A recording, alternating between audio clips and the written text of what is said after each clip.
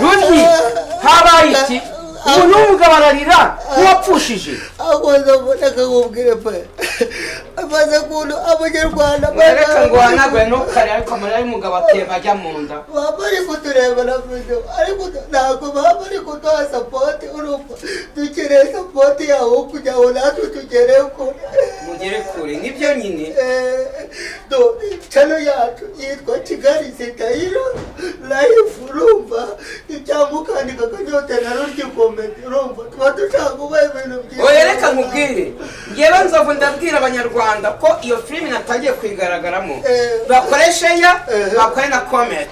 bakandene kaka ntibibagirwe n'iki subscribe n'inzogera ibyo birahagije rwose kanyo dawe babwira umugabo nk'uyu nguyu ararira ntumenye n'icyamurijije